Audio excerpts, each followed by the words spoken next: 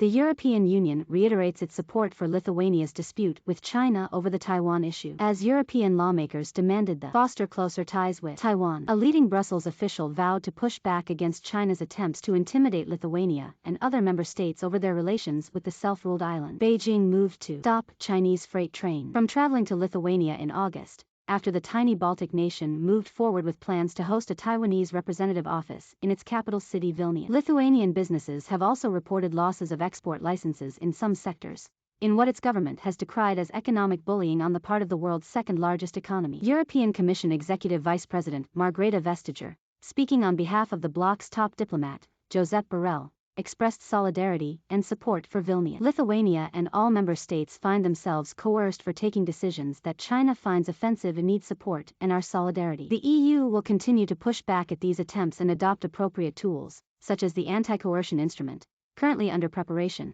said Vestager, also the EU's competition commissioner, in an address to the European Parliament in Strasbourg, France on Tuesday. A draft of the anti-coercion instrument is expected in December. It would give the EU a mandate to retaliate for perceived economic bullying. Vestager did not expand on what sorts of measures Brussels would take to support Vilnius. Vestager added that the EU has to address China's assertiveness and attempts to intimidate Taiwan's like-minded partners, and that it wanted to further engage in respect of the European Union's One China policy. What will US-Canada warships transit mean for peace in the Taiwan Strait? Borrell was expected to address the Parliament's debate on Taiwan, but left without notice because of a scheduling issue. In a call with China's Foreign Minister Wang last month, Borrell defended the bloc's plan to expand its relationship with Taiwan without any recognition of statehood, according to an EU statement. The Parliament was debating its first position paper exclusively on Taiwan, a non-binding report that makes a series of recommendations to the European Commission and member states. It will go to a vote on Wednesday. It comes at a time of increased interest in cross-strait relations in Europe,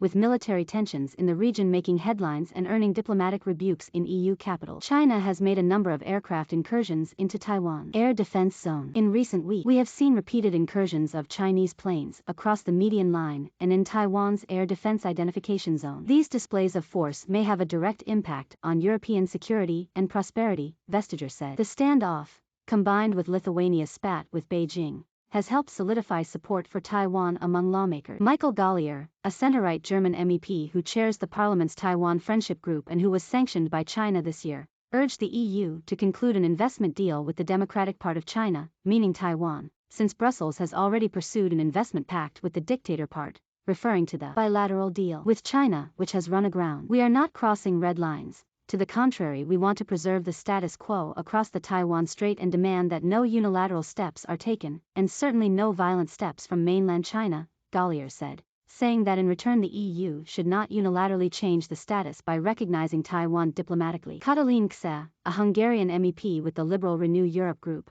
warned that Beijing's increasing aggression is very much our business. US and Canadian warships sailed through Taiwan Strait in early October. China knows this. This is why they cultivate Trojan horses, like the Orban government, said Kse, referring to the pro-China Hungarian Prime Minister Viktor Orban. Among the recommendations outlined in the report were for the EU to urgently begin an impact assessment, public consultation and scoping exercise on a bilateral investment agreement with Taiwan, to condemn China's continued military belligerence against Taiwan, to advocate for Taiwanese observer status at international organizations including the World Health Organization and Interpol, and to express solidarity with Lithuania in its row with Beijing over plans to set up a Taiwanese Representative Office in Vilnius. Parliamentarians wrote that the imposition of the national security law in Hong Kong has made the claim of China's 2005 anti-secession law to grant Taiwan a high level of autonomy in case of unification completely untrustworthy. They urged the EU and member states to ramp up exchanges with Taipei, including at the most senior levels,